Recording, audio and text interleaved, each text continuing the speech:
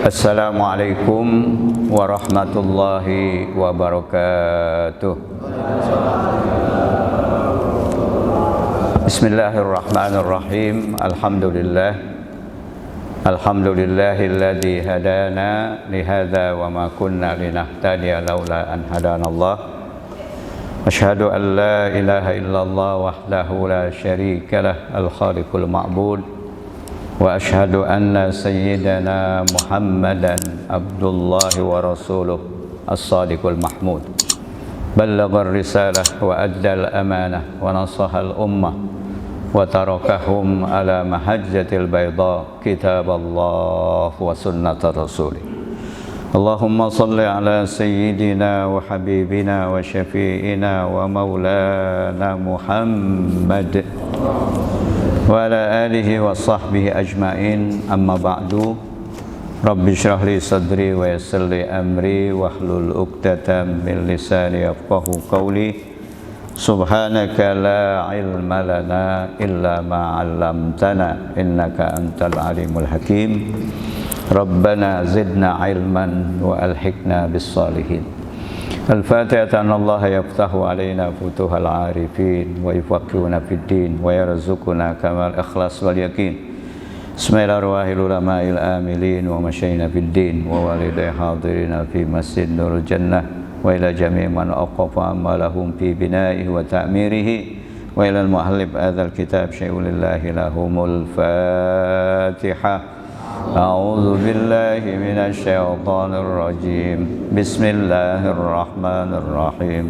Alhamdulillahi rabbil alamin. Arrahmanir rahim. Maliki yaumiddin. Iyyaka na'budu wa iyyaka nasta'in. Ihdinas siratal mustaqim. Shiratal ladzina an'amta 'alaihim ghairil maghdubi 'alaihim waladdallin.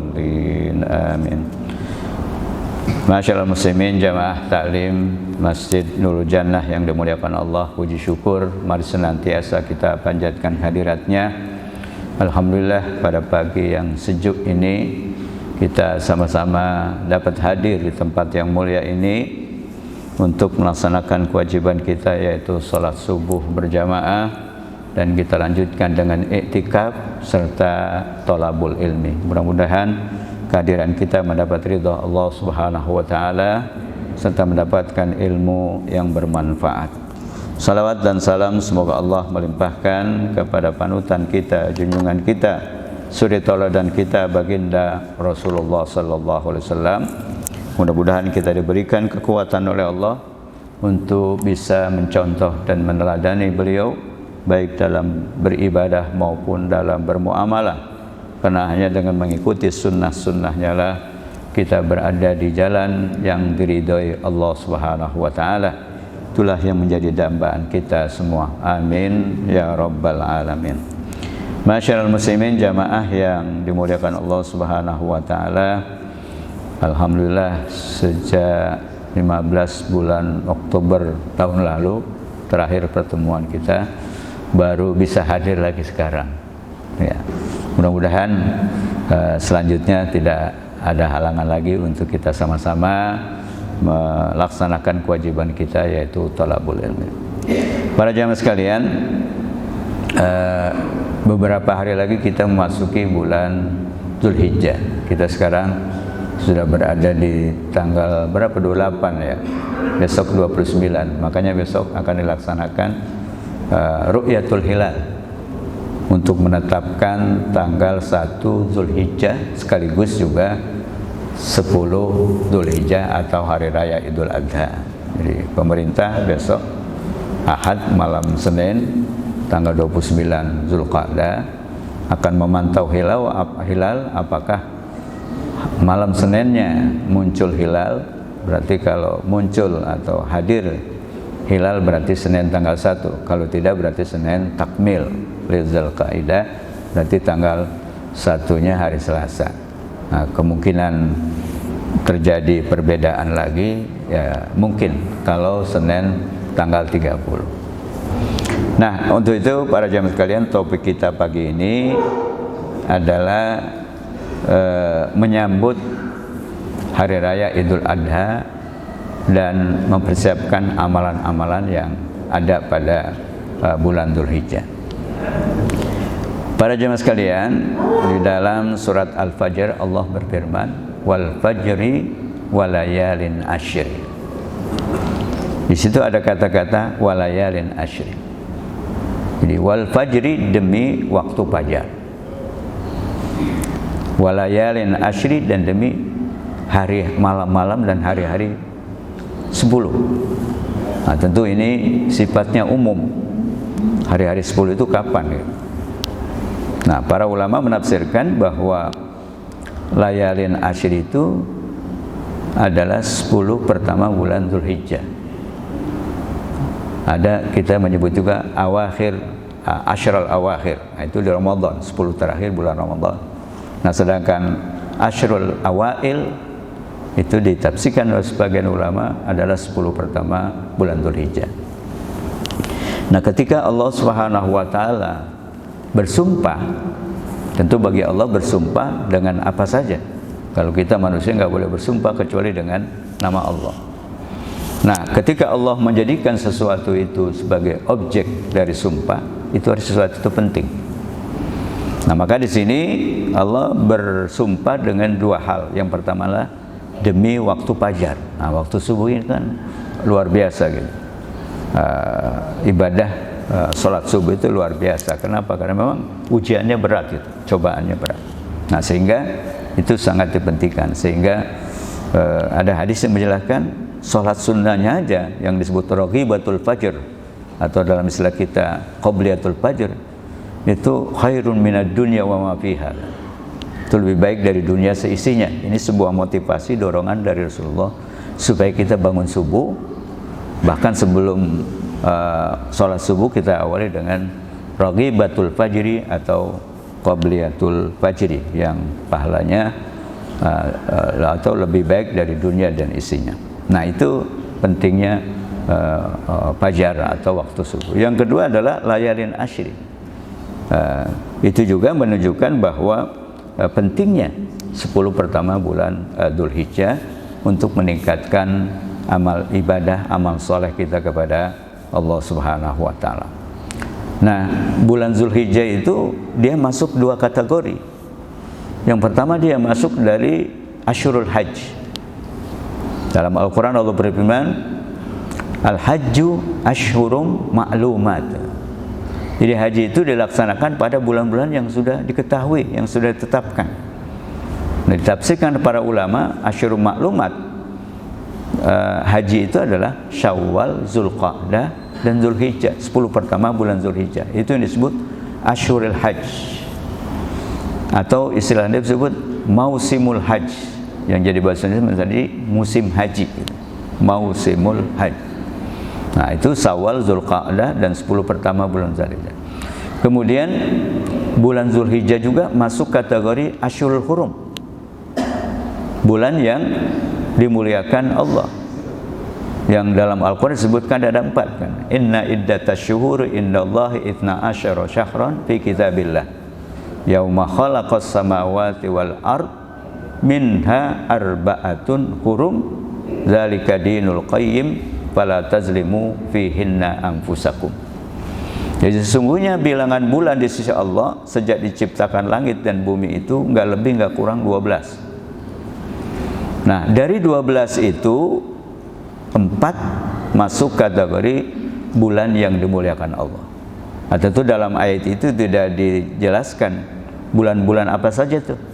Yang 4 dari 12 bulan itu dalam bilangan bulan Qamariyah atau Hijriyah, maka ditafsirkan oleh Rasulullah dalam hadisnya. Salasatun mutataliyatun Dzulqa'dah wa Dzulhijjah wa Muharram wa Rajabu Mudhar.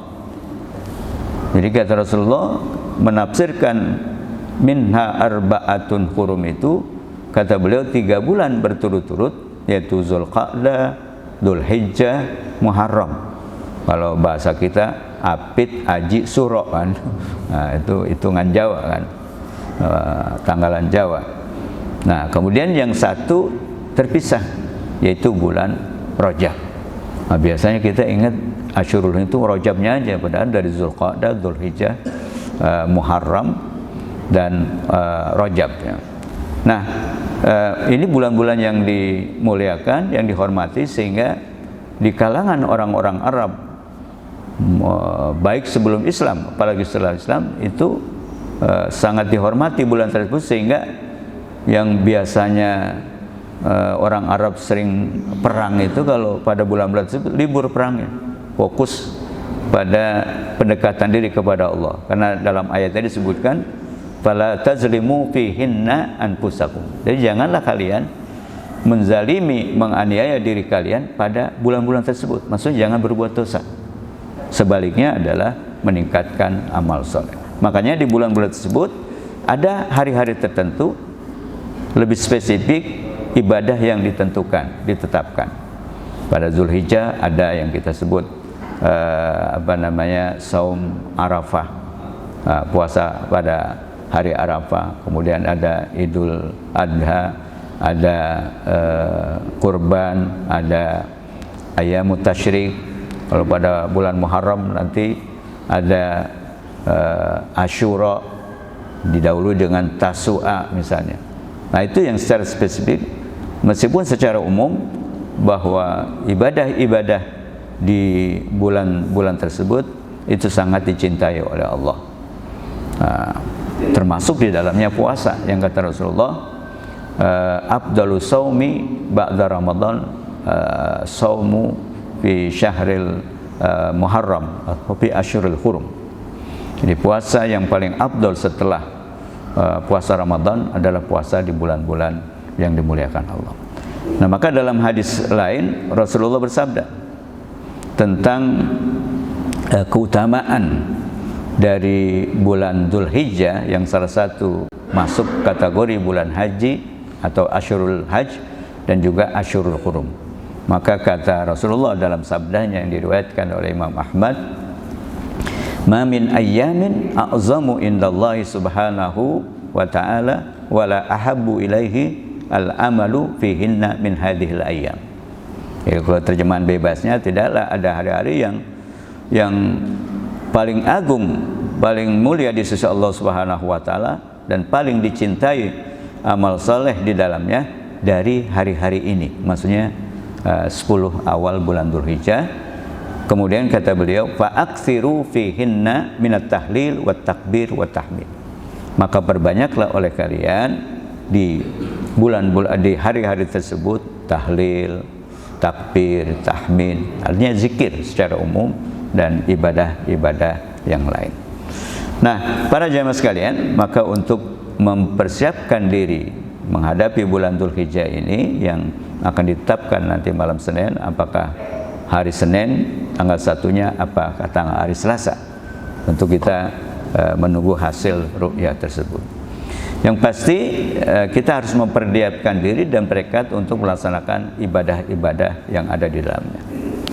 Nah, apa saja tuh ibadah yang dianjurkan di bulan Dzulhijjah, khususnya yang tidak ada kecuali di bulan Dzulhijjah?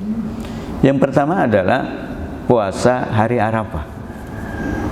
Nah, ini dalam hadis Rasulullah SAW, riwayat Imam Muslim ya, beliau bersabda, fadilah, keutamaan dari puasa hari Arafah itu, saumu yaumi arafata yukaffiru sanataini madiyatan wa mustaqbalah.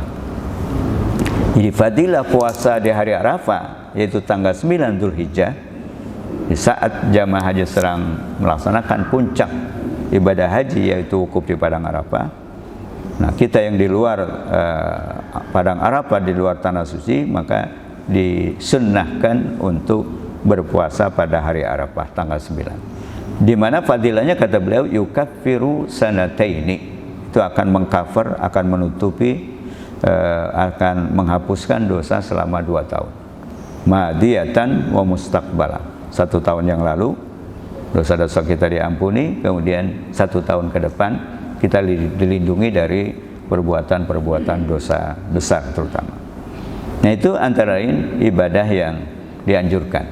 Jadi jangan ingatnya korban doang, puasanya enggak gitu kan. Karena ibadah dalam hari raya dalam Islam itu kaitannya dengan ibadah. Ramadan Idul Fitri setelah umat Islam melaksanakan puasa Ramadan. Idul Adha setelah umat Islam melaksanakan wukuf di Arafah, yaitu puncak pelaksanaan ibadah haji. Begitu juga bagi umat Islam yang tidak melaksanakan ibadah haji setelah puasa pada tanggal 9 atau hari Arafah. Nah itu.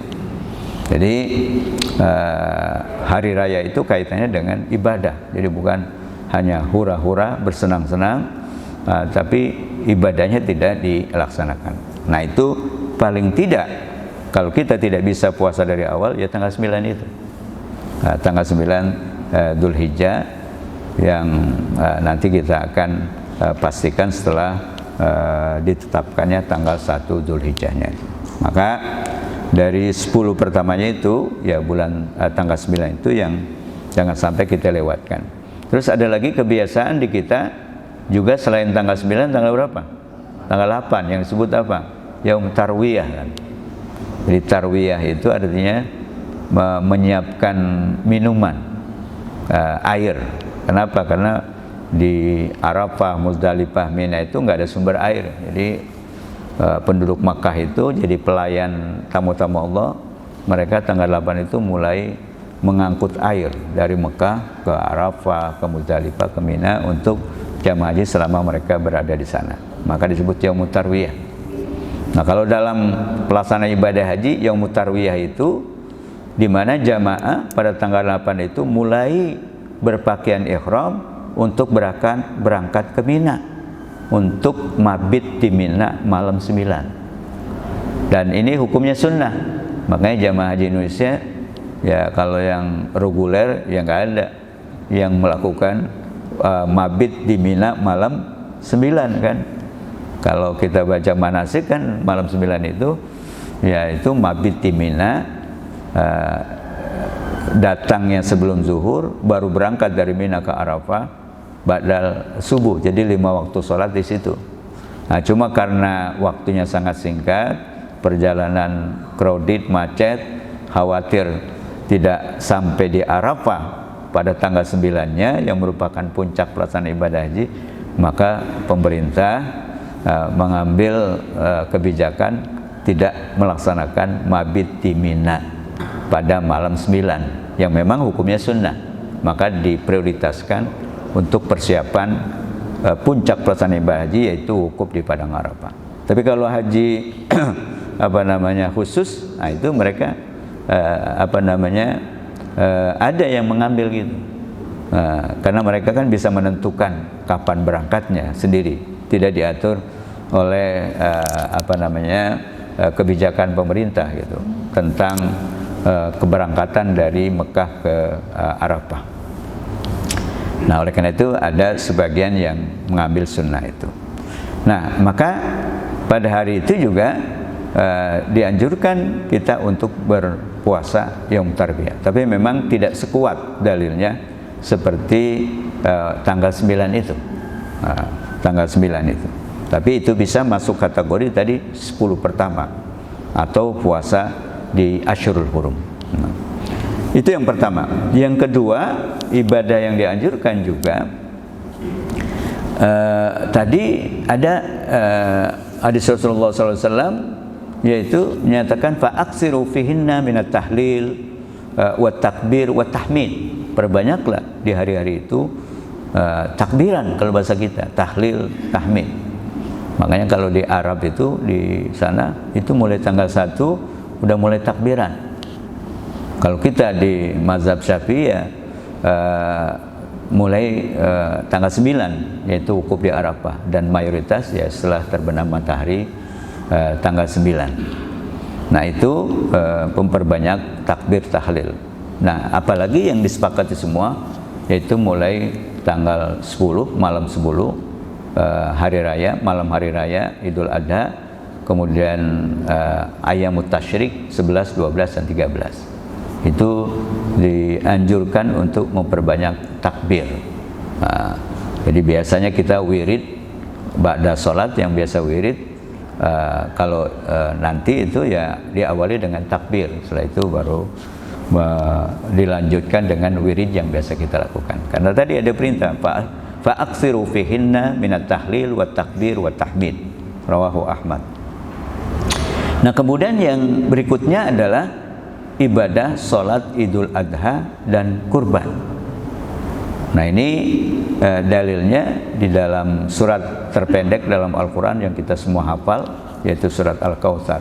Inna a'tainaka al-kautsar fasalli li rabbika wanhar inna syani'aka huwal abtar.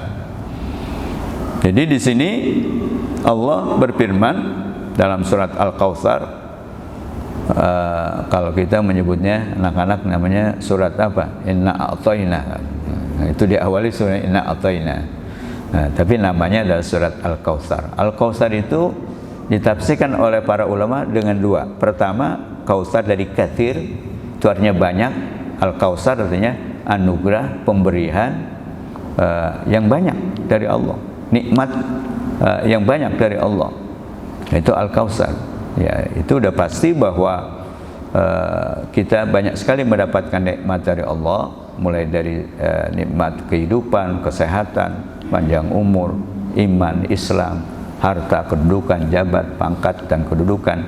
Ya, kalau kita mau hitung, ya tidak akan terhitung nikmat itu. Cuma biasanya kita lupa nikmat itu kalau keseringan. Kalau udah hilang baru sadar bahwa itu penting. Seperti misalnya apa, kesehatan kan? Kayaknya biasa-biasa aja gitu. Sehat itu tidak terasa nikmat gitu. Padahal ketika kita kena penyakit, baru terasa dah. Kita harus berbaring, harus berobat, harus ngeluarin duit, pekerjaan kita tidak bisa diselesaikan. Nah, baru terasa dah gitu. Bahwa kesehatan itu adalah sebuah kenikmatan. Nah, tidak terhitung kata Allah nikmat yang diberikan kepada kita semua. Wa in ta'uddu nikmatallahi la tusuha. Jadi kalau kalian mau mencoba menghitung nikmat-nikmat Allah yang kita peroleh, yang kita dapatkan, maka tidak akan terhitung. Nah, oleh karena itu maka Allah lanjutkan firman. Nah, itu yang pertama. Yang kedua, Al-Kautsar juga nama sebuah telaga di surga nanti bagi orang-orang yang beriman. Akan minum dari telaga itu yang biasa kita baca doanya di bulan Ramadan, la yazma'u ba'daha abada. Kalau kita bisa minum dari telaga Kautsar itu, maka tidak akan haus selamanya. La nazma'u ba'daha abada. Nah, kemudian oleh karena begitu banyak nikmat yang Allah berikan, maka Allah perintahkan kepada kita fasalli li rabbika wanhar. Jadi fasalli itu fi'il amar, ini shalla, yusalli, salli, ditambah fa itu. Jadi fasalli, maka laksanakanlah salat li rabbika, karena Rabbmu, karena Tuhan. Ya, kalau kita baca sampai di situ, itu maknanya umum, yaitu ya bisa salat wajib, bisa salat sunnah kan. Fasalli li rabbika, melakukanlah salat karena Tuhanmu. Tapi kemudian dilanjutkan dengan kata wanhar. Wanhar itu di nahara, yanharu nahar, pakai hak kecil ya. Kalau pakai hak gede, nahar itu sungai. Tapi kalau an-nahar dengan hak kecil itu artinya kurban, penyembelih kurban, itu nahar. Nah, oleh karena itu maka dengan adanya kata wanhar ini, para ulama menafsirkan fasalli li rabbika itu artinya salat Idul Adha, karena urutannya setelah itu berkurban. Fasalli li rabbika wanhar. Jadi di sini pada ayat 2 surat Al-Kautsar ada dua perintah. Pertama, perintah salat Idul Adha. Yang kedua, perintah untuk berkorban bagi mereka yang mampu. Maka dari ayat ini disimpulkan oleh para ulama, hukum dua ibadah ini adalah sunnah muakkadah, atau dalam istilah mazhab selain Syafi'i disebut sunnah wajibah. Bahkan kalau Imam Malik mengatakan wajib, tapi mayoritas mengatakan sunnah muakkadah. Jadi sunnah yang sangat ditekankan, atau istilah lain sunnah wajibah, sunnah yang mendekati wajib. Tapi tidak sampai pada wajib, kecuali pendapat mazhab Maliki misalnya mengatakan baik sholat Idul Adha maupun kurban itu wajib bagi setiap muslim yang mampu pada saat itu, dan itu dianjurkan setiap tahun. Kemudian kenapa tidak disimpulkan bahwa sholat Idul Adha ataupun dan berkurban itu wajib, padahal di situ ada perintah. Dalam kaidah usul fikih disebutkan al aslu fil amri lil wujub illa idza tujad fihi alaqah, qarinah maksudnya.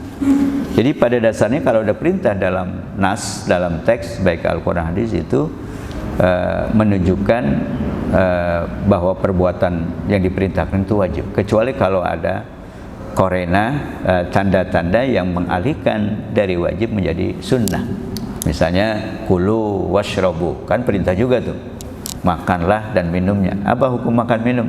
Kan bukan wajib kan, karena ada korena dalam ayat Al-Quran maupun dalam hadis, sehingga dengan adanya pengalihan dari wajib ke sunnah, maka perintah itu beralih menjadi sunnah, seperti pada fasalli li rabbika wanhar. Nah, itu dari ayat Al-Quran. Kemudian dari hadis Rasulullah banyak sekali anjuran-anjuran perintah untuk berkorban. Antara lain adalah hadis Rasulullah yang diriwayatkan oleh Imam Al-Bukhari dan Imam Muslim yang disebutkan muttafaqun alaih. Jadi kata beliau, man kana dzabaha qabla sholati falyu'id. Ya, ada yu'idu, yu'id ya. Jadi barang siapa yang menyembelih hewan kurbannya sebelum sholat. Nah, sholat dimaksud adalah sholat Idul Adha, karena ada kaitannya dengan menyembelih kurban. Jadi barang siapa yang menyembelih hewan kurbannya sebelum sholat Idul Adha, faliyu'id. Jadi hendaklah dia mengulang. Maksudnya tidak sah sebagai kurban, tapi dia tetap boleh dikonsumsi dagingnya, tapi nilai kurbannya nggak ada, karena waktunya tidak sesuai dengan apa yang diperintahkan oleh Allah tadi urutannya, fasholli li rabbika wanhar. Jadi salat dulu baru berkurban. Nah, sehingga kata Rasulullah dalam sabdanya, barang siapa yang menyembelih hewan kurbannya sebelum salat, falyu'id, hendaklah dia ulang penyembelihan itu, artinya menyembelih hewan kurban yang lain dan dilakukan setelah salat. Kemudian berikutnya hadis yang kedua, yaitu hadis riwayat Imam Tirmizi. Tapi ini hadis ini bukan Nabi yang menyampaikan, tapi sahabat yang menyaksikan apa yang terjadi pada masa Nabi, yang kita sebut dalam istilah mustalah hadis namanya hadis mauquf. Jadi hadis itu kalau sampai kepada Nabi namanya hadis marfu, kalau sampai kepada sahabat namanya hadis mauquf. Nah, yang menjelaskan ini, yang menyampaikan hadis ini adalah Abu Ayyub Al-Ansari, seorang sahabat dari golongan kaum Ansar, yaitu penduduk Madinah. Dan beliau wafat di Istanbul, di Turki. Jadi kalau kita berkunjung ke Turki itu ada makam sahabat Abu Ayyub Al-Ansari di pinggir kota Istanbul, sehingga itu selalu ramai dikunjungi oleh para peziarah umat Islam dari seluruh dunia yang kebetulan mereka datang ke Istanbul itu. Nah, kata beliau, kana rajulu fi ahdi Rasulillah sallallahu alaihi wasallam yudhhi bisyati anhu wa an ahli baitihi. Jadi kata Abu Ayyub Al-Ansari, ada seorang laki-laki di masa Rasulullah sallallahu alaihi wasallam berkurban, menyembelih hewan kurbannya, menyembelih seekor kambing kurban anhu, itu untuk dirinya, artinya diniatkan untuk dirinya, wa an ahli baitihi, dan juga sekaligus diniatkan untuk keluarganya. Nah, jadi ini juga yang disimpulkan bahwa itu tidak wajib kan, karena seorang menyembelih buat dirinya dan keluarganya. Nah, ini juga yang sebagian ulama menyimpulkan bahwa ibadah kurban itu kita pernah dengar kan apa yang disampaikan oleh Syekh almarhum Ali Jabir, bahwa beliau mengatakan bahwa cukup berkurban itu satu keluarga ya satu ekor kambing, yaitu kalau keterbatasan. Tapi kalau mampu ya lebih banyak, setiap orang diniatkan satu korban satu kambing, yaitu lebih afdal karena intinya adalah berbagi. Nah, sehingga semakin banyak yang berkorban dalam keluarga, maka semakin manfaat buat kaum fuqara dan masakin. Nah, ini mengenai hukumnya. Jadi mayoritas ulama mengatakan baik sholat Idul Adha maupun kurban hukumnya sunnah muakkadah atau sunnah wajibah. Berikutnya fadilahnya, apa sih keutamaannya berkurban itu? Nah, ada hadis Rasulullah SAW yang diriwayatkan oleh Ibnu Majah dan Imam Tirmizi. Beliau bersabda, ma amila ibnu Adam yauman nahri amalan ahabbu ilallahi min iraqatid dam. Itu kata kuncinya, iraqatid dam. Jadi tidaklah ada amalan yang dilakukan oleh Ibnu Adam manusia pada hari nahar, pada hari raya Idul Adha itu, tanggal 10 Dzulhijjah itu, yang lebih dicintai, lebih dicintai oleh Allah ketimbang atau daripada iraqatid dam. Secara harfiah iraqatid dam artinya menumpahkan darah, maksudnya menyembelih hewan kurban. Artinya bahwa amal yang sangat dicintai oleh Allah di hari raya Idul Adha itu, di samping sholat Idul Adha, adalah menyembelih hewan kurban. Itu yang pertama. Yang kedua, innaha la ta'ti yaumal qiyamati bi quruniha wa azlafiha wa asy'ariha. Ini orang-orang tua kita dulu yang menjelaskan kepada kita bahwa hewan kurban yang kita sembelih itu nanti akan menjadi tunggangan kita, transportasi kita setelah dibangkitkan dari alam kubur menuju padang mahsyar. Nah, itu akan menjemput kita. Sehingga di sini ternyata apa yang diucapkan orang tua kita itu ada hadisnya gitu. Cuman orang-orang dulu tuh nggak pakai nyebutin lafaz hadisnya kan. Ya jadi nama gurunya begitu ya kata begitu. Nggak pakai qala Rasulullah SAW. Ternyata ada hadisnya. Itu wa innaha la ta'ti yaumal qiyamati bi quruniha wa asfaliha wa asfal. Jadi hewan kurban yang kita sembelih di dunia ini itu akan datang nanti pada yaumul qiyamah menjemput kita dengan tanduknya yang bagus. Nah, itu kan salah satu yang diutamakan, dengan kakinya yang mulus nggak pincang. Wah, kalau pincang nggak boleh kan dipakai untuk kurban. Wa asyariha, dan bulu-bulunya yang bagus. Itu semua akan datang menjemput kita. Yang ketiga, wa inna dama la yaqa'u minallahi azza wa jalla bi makanin qabla an yaqa'a alal ardi. Jadi pahala atau ibadah kurban ini akan langsung sampai kepada Allah Subhanahu wa taala sebelum tetesan darah hewan yang disembelih itu jatuh ke tanah, jatuh ke bumi. Itu sampai langsung ibadah itu kepada Allah. Kemudian oleh karena itu maka di ujung hadis itu Rasulullah memerintahkan fatibu biha nafsan. Jadi perbaikilah niat kamu di dalam berkurban itu. Jangan sampai ada embel-embel riya dan lain sebagainya. Begitu juga perbaikilah hewan kurban itu, maksudnya yang memenuhi persyaratan-persyaratan kriteria yang disebutkan oleh baginda Rasul yang nanti kita akan baca. Nah, itu yang pertama, hadis yang menjelaskan tentang keutamaan berkurban. Yang pertama itu adalah amalan yang sangat dicintai Allah yang dilakukan oleh manusia, oleh orang Islam pada hari raya Idul Adha, yaitu berkurban. Yang kedua adalah bahwa dia akan menjadi kendaraan kita kelak pada Yaumul Ba'ats. Yang ketiga, bahwa darah amal kurban itu akan sampai kepada Allah sebelum tetesan darah jatuh ke bumi, yang terakhir Rasulullah memerintahkan supaya kita melakukan dengan ketulusan, keikhlasan, dan juga dengan menyiapkan hewan yang memenuhi persyaratan. Kemudian para sahabat bertanya, wa qad qalu lahu ma hadhil adhahi. Jadi adhahi itu jamak dari udhiyah. Jadi udhiyah jamaknya adhahi, yang kemudian kita juga menyebutnya adha. Jadi hari raya Idul Adha itu ada 3 nama gitu. Cuma kalau yang di kita yang populer Idul Kurban, yang kedua Idul Adha. Ada satu lagi tadi dalam surat Al-Kautsar, Idun Nahri.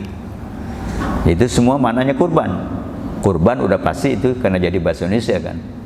Cuma kalau bahasa Indonesia, karena bahasa Indonesia nggak punya qaf, maka diganti dengan ka, jadi kurban. Nah, kemudian yang kedua adalah hari raya Adha.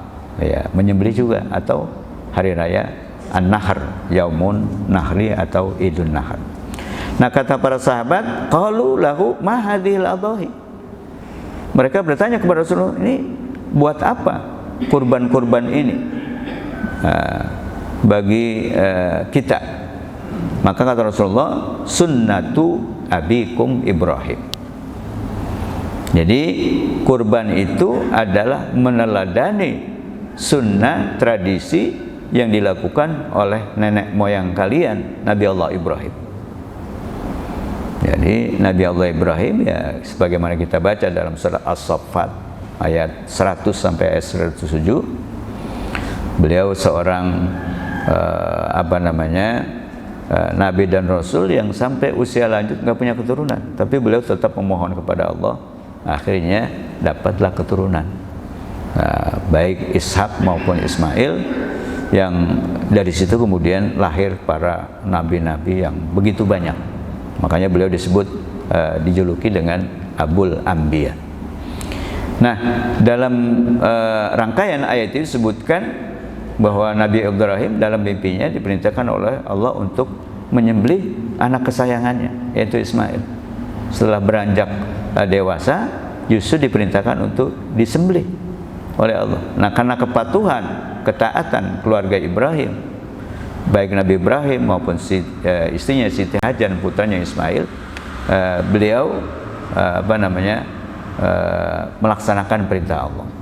Nah, kemudian dengan kepatuhan dan ketaatannya, akhirnya Allah menggantikan tuh Ismail, Nabi Allah Ismail yang sudah siap disembelih.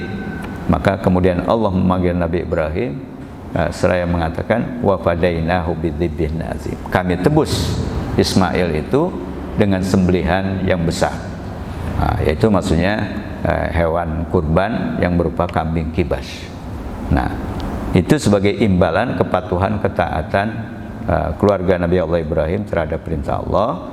Nah, dari situlah kemudian lahir perintah untuk berkurban. Maka kata Rasulullah ketika ditanya oleh sahabatnya, beliau mengatakan sunnatu abikum Ibrahim. Itu adalah salah satu sunnah yang dilaksanakan oleh nenek moyang kalian, Nabi Allah Ibrahim. Jadi ajaran Islam ini kan ada juga yang sama dengan ajaran sebelumnya, diperkuat lagi dengan bahwa ajaran itu berlangsung. Ada yang dinasah dengan ayat Al-Quran dan hadis.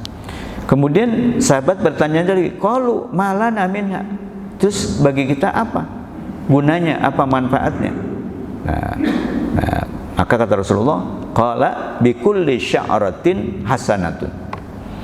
Ya, pahalanya, ganjarannya, manfaatnya adalah bagi kalian yang berkorban, setiap helai bulu yang ada pada hewan yang kamu korban itu, kamu sembelih itu menjadi suatu hasanah, suatu kebajikan. Bayangkan berapa banyak itu bulu yang ada di kambing, sebanyak itulah pahala orang yang berkorban. Kemudian para sahabat bertanya lagi, qalu fasuk. Mereka bertanya, terus kalau wol atau bulu domba gimana? Kan dia tidak selembar-selembar seperti kambing biasa. Maka kata Rasulullah, qala bikulli sya'ratin minas sufi hasanatun. Sama, setiap helai bagian dari wol atau bulu domba itu juga akan menjadi satu kebajikan. Nah, itu tentang keutamaannya ibadah kurban. Kemudian hikmahnya, hikmahnya itu kalau anak sekarang bilang filosofinya apa sih? Allah memerintahkan kita untuk berkurban. Maka disebutkan oleh para ulama, yang pertama adalah at-taqarrub ilallahi ta'ala. Makanya namanya kurban kan, dari qaruba, dari qarib, mendekatkan diri, namanya taqarrub. Media yang untuk mendekatkan diri adalah kurban. Kurban. Nah, maka berkurban itu adalah usaha cara untuk mendekatkan diri kepada Allah atau taqarrub ila Allah, yaitu dengan cara melaksanakan perintahnya tadi dalam surat Al-Kautsar ayat 2, fasalli lirabbika wanhar. Kemudian juga ada yang menafsirkan firman Allah yang kita selalu baca di awal salat kita dalam doa iftitah, yaitu firman Allah dalam surat Al-An'am. Dalam surat Al-An'am ayat 162, yaitu qul inna sholati wa nusuki wa mahyaya wa mamati lillahi rabbil alamin la syarika lahu. Jadi qul, tentu ketika kita jadikan ini sebagai doa iftitah, qulnya tidak digunakan. Karena qul itu kan perintah. Jadi katakanlah olehmu wahai Muhammad, ucapkanlah, ikrarkanlah oleh kamu wahai Muhammad, wahai umat Muhammad, apa? Inna sholati, sesungguhnya salatku, wa nusuki. Nah, ini kata nusuki ini itu ada yang menafsirkan nusuki itu adalah yaitu kurbanku. Nah, tidak salah, karena nusuk itu kan Nabi juga menyebut ibadah haji itu kan nusuk kan. Khuzu anni manasikakum, contohlah oleh kalian cara melaksanakan ibadah haji yang aku lakukan, manasikakum. Nah, sehingga dalam tafsir ini bahwa nusuki itu artinya kurbanku, maka artinya adalah sesungguhnya sholatku, kemudian kurbanku, kemudian hidupku, matiku, semua ku persembahkan kepada Tuhan semesta alam. La syarika lahu, tidak ada sekutu baginya. Nah, itu wan nusuk huna huwa adzabhu taqarruban ilallah subhanahu wa. Jadi kalimat nusuk itu juga ditafsirkan sembelihan atau kurban yang tujuannya taqarruban ilallah, mendekatkan diri kepada Allah. Itu yang pertama. Tujuan atau hikmah atau filosofi berkurban adalah at-taqarrub ilallah. Yang kedua adalah ihya'u sunnati imamil muwahhidi Ibrahim alaihissalam, menghidupkan sunnah tokoh atau imam muwahhidin, pentauhid Allah. Jadi Nabi Allah Ibrahim itu banyak sekali julukannya gitu. Di samping dia masuk kategori ulul azmi kan, Nabi dan Rasul punya tekad yang kuat dalam berdakwah. Yang kedua, beliau juga dijuluki imamil muwahhidin. Bagaimana beliau berdialog dengan ayahnya Azar tentang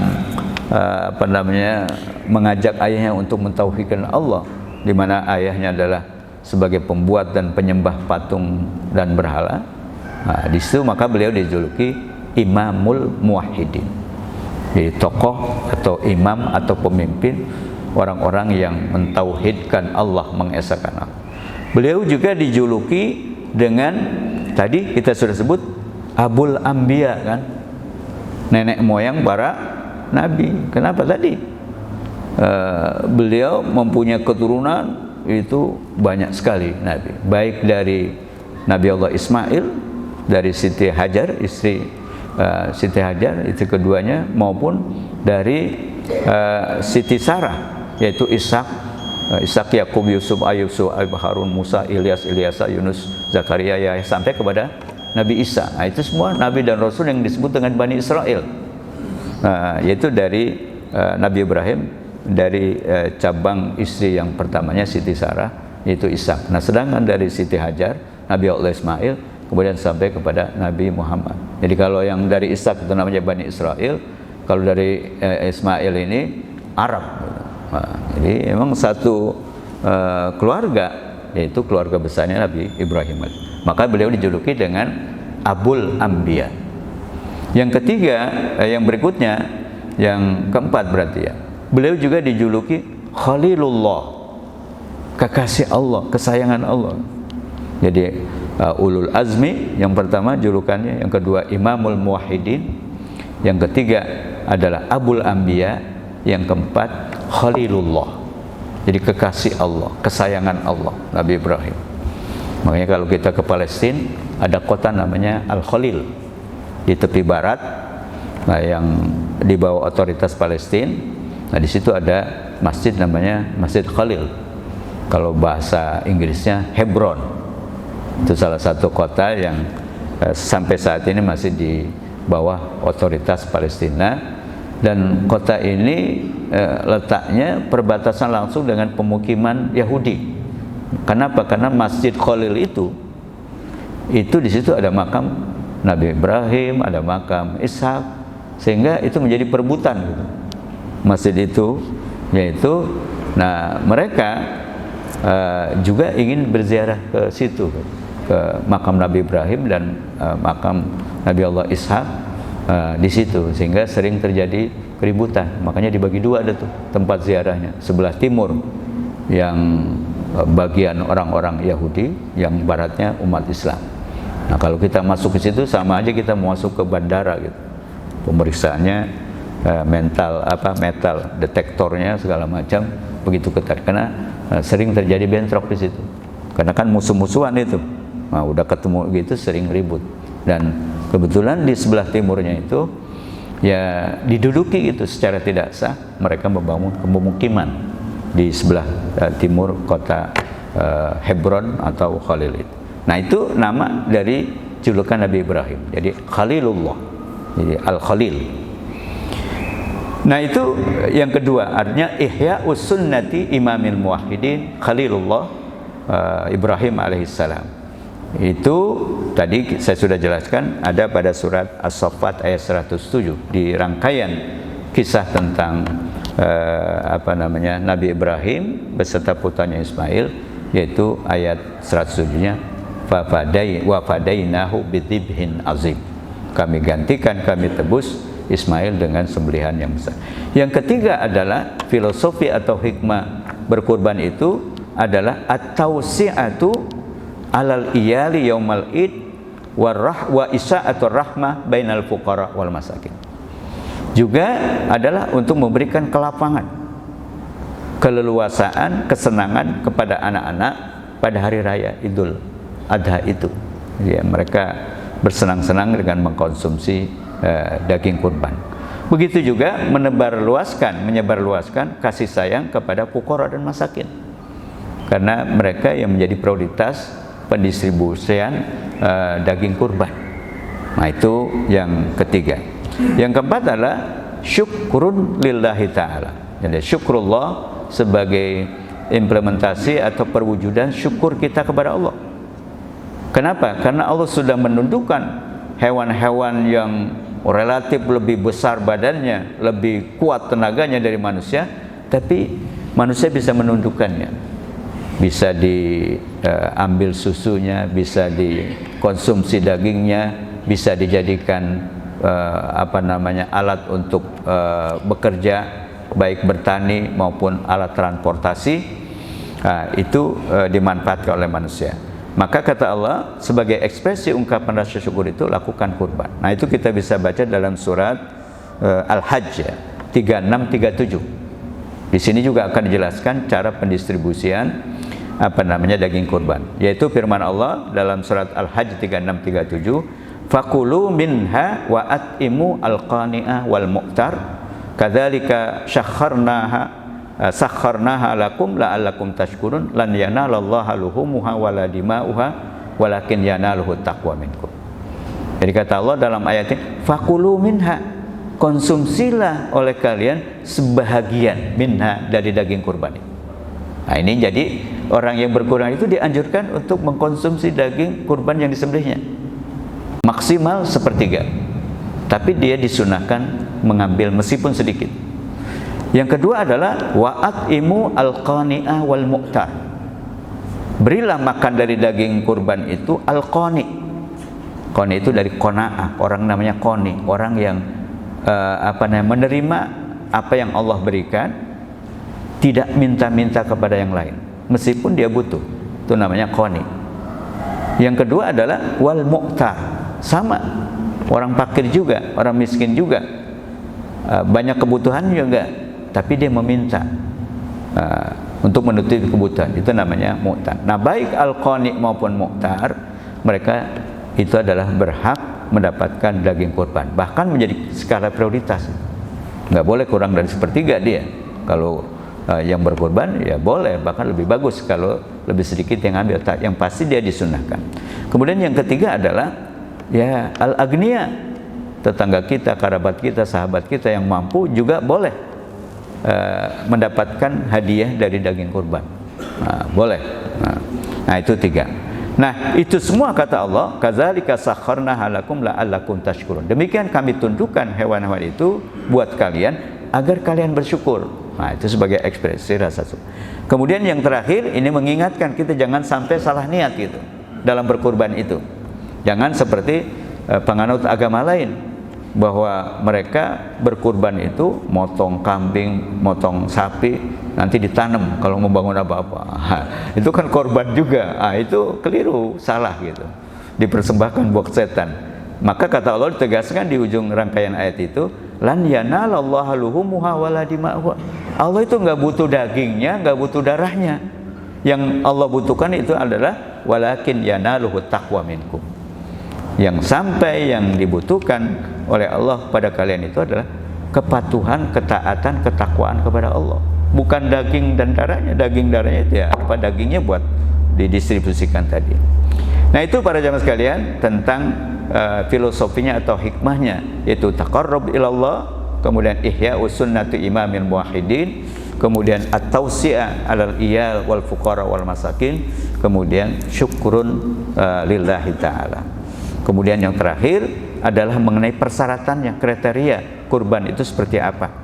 Dia ada kriteria secara usia atau umur dari hewan itu. Jadi jangan sembarangan. Ini tanggung jawab para penjual gitu. Kalau kita kan yang beli nggak tahu nih umurnya berapa gitu kan. Kalau orang dulu ada kalau udah kupak katanya kan, copot giginya, ompong. Nah, itu kan bisa aja kalau orang nggak jujur dicopotin giginya gitu kan. Maka itu perlu kejujuran di dalam bermuamalah, terutama supaya memenuhi sunnah Rasulullah. Karena kata Rasulullah, la tazbahu illal musinnah illa an ya'sura alaikum fatazbahu jizya minad dha'n wal musinnah minal an'am hiya athaniyah. Jadi janganlah kalian menyembelih hewan kurban itu kecuali yang usianya mencukupi. Nah, apa saja usianya itu? Ada yang musinnah, ada thaniyah. Itu beda-beda antara satu hewan dengan yang hewan lain, jenis hewan yang satu dengan yang lain. Maka kalau kambing itu disebut ad-dha'n itu la yujizu fil udhiyati fidan aqal minal jaz'i, yaitu wa ma afasana au qarabah. Jadi kalau kambing domba yang kita gunakan untuk pakai untuk hewan kurban itu, dia minimal usianya 1 tahun atau kurang sedikit. Karena ada sekarang kalau sate kambing muda, itu kalau belum memenuhi 1 tahun, kalau untuk kurban nggak boleh. Kambing domba tadi, dia ya ini disebutkan ma'aufa as-sana au qarabah, yang sudah sampai atau mendekati 11 bulan misalnya, itu kambing domba. Nah, kalau kambing yang lain ghairul dha'n, yaitu al-ma'iz, maka dia disebut yaitu as-saniyah ma'aufasana wa dakhala fisan. Kalau kambing kacang dia sudah genap 1 tahun, masuk tahun kedua. Mau 13 bulan, 14 bulan, tapi sudah genap 1 tahun. Kalau dha'n tadi ya 1 tahun atau kurang. Tapi kalau ma'iz atau kambing kacang itu harus genap 1 tahun atau lebih. Kemudian kalau dari bakor yaitu sapi, dia 2 tahun ya, harus sudah masuk 2 tahun. Fil bakor disebut aufa sanatain. Jadi kalau sapi itu udah genap 2 tahun atau lebih masuk ke 3. Nah kalau onta lebih tua lagi, dia arba'a sanawat wa dakhal fil khamisah, usia 4 masuk ke 5. Jadi kalau kambing domba itu boleh 1 tahun atau kurang sedikit. Kalau kambing kacang 1 tahun genap dan lebih. Kalau sapi 2 tahun genap atau lebih. Kalau unta dari segi usia. Kemudian yang terakhir dari segi keselamatannya, artinya kesehatannya, yaitu apa? Ada hadis Rasulullah yang mengatakan arba'un la tajuzu fil adhahi. Jadi ada 4 hewan yang tidak boleh digunakan untuk berkurban. Nah, apa itu? Yang pertama al-awra al-bayyin auruha. Jadi binatang atau hewan yang picek aura itu, nggak ngelihat matanya sebelah, apalagi dua-duanya. Nah, itu tidak boleh dijadikan hewan kurban. Yang kedua wal maridu al-bayyinu maraduha. Yaitu hewan yang terjangkit penyakit. Tahun-tahun kemarin itu ada penyakit namanya gula, kuku dan mulut kan pada sapi itu. Nah, itu nggak boleh gitu, karena dikhawatirkan terjangkit kepada manusia. Itu yang kedua. Jadi harus sehat. Yang ketiga al-arja al-bayyin dhal'uha. Yaitu yang pincang, kakinya nggak stabil antara satu dengan yang lain. Itu juga nggak boleh dipakai kurban. Yang berikutnya adalah wal kabira allati la tunki wal hazilu al ajpa. Itu ditafsirkan maksudnya hewan yang kurus kering, kena kurang makan atau kena penyakit sehingga dia tidak banyak dagingnya, kurus kering. Nah, itu juga tidak boleh. Kemudian juga yang kupingnya buntung nggak boleh, yang ekornya putus nggak boleh. Tapi kalau tanduk cacat itu boleh. Nah kemudian cara penyembelihannya, tadi waktu penyembelihan disebutkan dalam ayat tadi, mulai setelah sholat Idul Adha yaitu waktu duha sampai hari ke-13. Jadi 4 hari, 10, 11, 12, 13 di akhir ayamut tasyrik, yaitu sebelum terbenam matahari. Kemudian etika atau syarat-syarat menyembelih ya tentu seperti penyembelihan biasa, cuma dianjurkan ada yang menyebut wajib, yaitu membaca bismillah, kemudian takbir, membaca salawat, kemudian berdoa agar kurban itu diterima. Allahumma hadza minka walaka fataqabbal udhiyata fulan. Dalam bahasa Indonesia, dalam hatinya dia berdoa, ini darimu wahai Allah dan kupersembahkan untukmu udhiyah ada kurban si fulan bin fulan. Nah itu segera para jamaah sekalian, kajian kita pada pagi hari ini dalam rangka menyambut Idul Adha, amalan-amalan yang perlu kita persiapkan dari sekarang dan niatkan. Karena kalau tanpa niat, ya puasa 1 hari susah gitu. Tapi dengan niat, 1 bulan kita bisa gitu. Meskipun ini sunnah, supaya hari raya kita itu terkait dengan ibadah, ya antara lain bagi kita puasa tanggal 9, kemudian takbiran, kemudian sholat Idul Adha, kemudian berkurban, dan seterusnya. Sekira itu para jamaah sekalian, kajian kita mudah-mudahan mengingatkan kita dan memotivasi kita untuk mempersiapkan diri untuk bisa melakukan ibadah-ibadah tersebut. Sekira itu, barangkali kalau masih ada waktu silakan.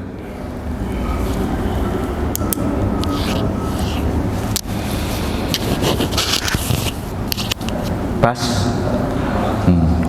Ya. Assalamualaikum warahmatullahi wabarakatuh. Waalaikumsalam warahmatullahi wabarakatuh. Alhamdulillah dulu bahwa pagi hari ini kami mendapatkan banyak ilmu. Mudah-mudahan kami bisa menangkap dengan baik dan bisa mengamalkannya secara baik. Amin. Alhamdulillah selanjutnya izin menyampaikan ini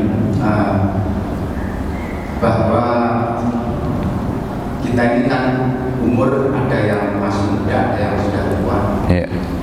Belajar sepanjang masa, minal mahdi ilal lahdi, tentu menjadi pedoman kita. Saya merasakan bahwa dalam pelaksanaan ibadah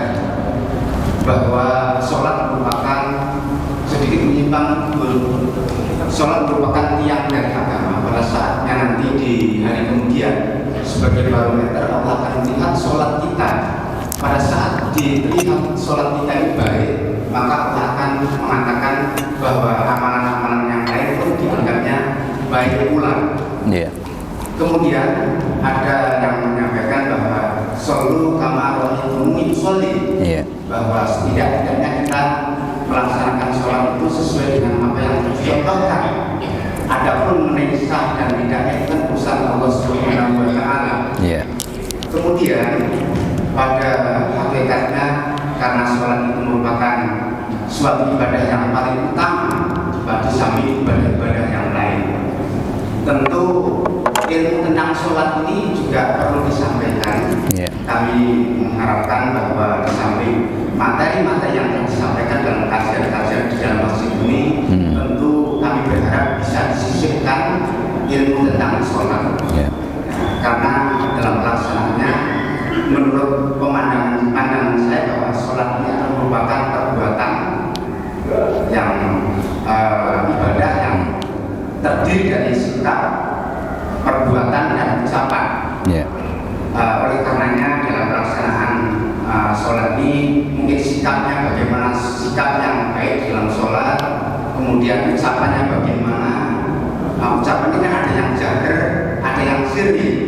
Jahar itu ada diperuntukkan disunahkan bagi imam untuk baca al-fatihah dan surat, kemudian takbiratul ihram dan takbir intiqal sampai dengan salam. Selebihnya itu adalah bil jahar, termasuk bagi makmum itu adalah bil jahar apabila mengucapkan amin.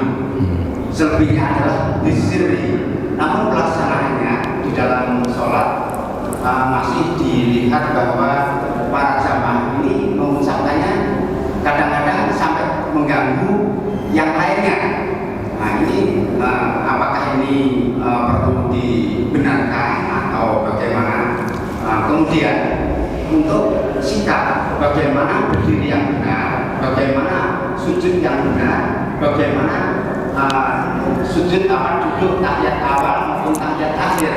Kadang-kadang kita melihat bahwa sholat itu menghadap berdiri, melihatnya ke atas atau melihat ke tempat sujud. Ini barangkali hal-hal yang memang perlu disampaikan karena mungkin kita sudah mendapatkan pelajaran, sudah belajar, karena kita sudah mungkin lupa atau mungkin tidak sempat. Karena sholat ini barangkali kalau disampaikan mungkin di perguruan tinggi bisa sekian mata pelajaran atau sekian bobotnya, sekian kurikulumnya. Mungkin bisa 1 semester atau bahkan lebih. Kalau di pesantren Bali bertahun-tahun belajar tentang sholat ini. Ini barangkali hal-hal yang perlu saya sampaikan sedikit menyimpang. Di dalam kesempatan yang lain mungkin perlu ditambahkan materi tentang sholat. Terima kasih. Wassalamualaikum warahmatullahi wabarakatuh. Assalamualaikum warahmatullahi wabarakatuh. Ya, para jamaah sekalian, memang meskipun ibadah itu sudah menjadi rutinitas bagi kita, ya seperti kurban kan tiap tahun ya dilaksanakan gitu kan, tapi tetap harus diulang-ulang, di murojaah untuk mengingatkan kan, fazakir fa inna dzikra tanfa'ul mu'min. Begitu juga ibadah-ibadah yang lain. Nah, apakah itu puasa, kemudian zakat, kemudian haji, nah, itu kan yang tidak setiap tahun dilakukan dan juga tidak semua orang berkewajiban kan. Nah, yang tidak bisa ditawar-tawar dari rukun Islam itu setelah syahadat adalah seperti yang dikatakan adalah sholat. Nah, tentu saya tidak tahu apakah ada pelajaran fikih langsung yang diajarkan di sini. Nah, tentu nama tadi sebutkan, ya namanya fikih kan banyak. Ada bab ibadah, ada bab munakahat, ada hukum keluarga segala macam. Ya tentu dia butuh waktu yang lama. Nah, bisa dia misalnya masuk dalam kajian fikih, bisa juga tematik, misalnya kita bahas sholat sekaligus seperti ini kan tuntas nih, dari mulai dalil sampai terakhirnya. Nah, itu satu pertemuan bisa. Nah, sholat juga bisa kalau kita ringkas, tapi kalau secara lebih detail tentu kita bahas tentang satu persatu per rukun, ya butuh waktu. Bisa saja nanti kalau misalnya ini suatu waktu kita membahas khusus tentang sholat, mulai dari takbiratul ihram sampai salam. Nah, saya kalau ngaji di Pursila itu cuma cara baca basmalah aja itu satu pertemuan udah habis gitu. Nah, jadi gitu. Memang meskipun ini pekerjaan kita sehari-hari, ya masih banyak hal tadi yang perlu kita luruskan. Nah, maka ya ada baiknya memang bisa kita supaya tidak terputus, misalnya topik tentang sholat lengkap dari takbir sampai akhir. Ya paling nggak 1 jam itu bisa diringkas hal-hal yang inti. Karena memang tadi disebutkan bahwa rukun sholat itu ada 3 kategori. Ada rukun qalbi, ada rukun fi'li, ada rukun kauli kan. Nah itu beda-beda. Kalau rukun qalbi ya dalam hati kan, meskipun disunahkan dalam mazhab Syafi'i talaffuz gitu. Kalau rukun fi'li ya perbuatan, ruku, sujud segala macam nggak ada suaranya. Tapi rukun kauli itu, nah bagaimana yang pengucapan itu? Apakah harus terdengar oleh orang lain atau cukup diri sendiri? Nah, ini juga, atau di dalam hati. Nah, itu juga perlu diluruskan. Jangan sampai karena dibilang sirri sama jahri, kalau sirri misalnya rukun kauli, kemudian sirrinya itu nggak dilafalkan. Nah, kan salah, karena kalau sudah dilafalkan berarti kolbi kan. Seperti baca Fatihah dalam sholat sir, kemudian tahiyat yang merupakan rukun-rukun. Nah itu barangkali nanti kita bahas kalau diperlukan satu pertemuan yang akan datang, ya mereview, memurojaah kan apa yang kita lakukan. Nanti dalam pembahasan itu ada yang merasa wah kita belum sesuai ini secara baik seperti apa yang kata Rasulullah dalam sabdanya tadi, sallu kama ra'aitumuni usolli. Jadi lakukanlah sholat seperti aku melakukan sholat. Saya kira boleh nanti kita kaji secara singkat satu pertemuan mulai dari takbir sampai salam, termasuk tadi kategori rukun dan bagaimana cara membacanya. Saya kira itu cukup para jamaah sekalian. Mudah-mudahan ini semua yang kita kaji pada pagi hari ini mengingatkan kita untuk siap-siap melakukan berbagai amalan yang dianjurkan khususnya di bulan Dzulhijjah. Amin ya rabbal alamin. Wa fa'ana karim. Rabbana anfa'na bima 'allamtana, Rabbi 'allimna alladzi yanfa'una, Rabbi faqihna wa faqih ahlana wa qarabatin lana fi dinina. Allahumma inna nas'aluka ilman nafi'ah wa amalan salihah wa rizqan wasi'an halalan thayyibah. Allahumma inna na'udzubika min ilmin la yanfa' wa min qalbin la yakhsha wa min nafsin la tashba wa min du'ain la yustajabu lah. Allahumma arinal haqqa haqqan warzuqna tiba'ah wa arinal batila batila warzuqna tinabah. Allahumma ja'alna mimman yastami'una al-qawla wa yattabi'una ahsanah. Rabbana atina fid dunya hasanah wa fil akhirati hasanah wa qina adzabannar. Walhamdulillahi rabbil alamin. Subhanakallah bihamdika asyhadu an la ilaha illa anta astaghfiruka wa atubu ilaik. Wassalamualaikum warahmatullahi wabarakatuh.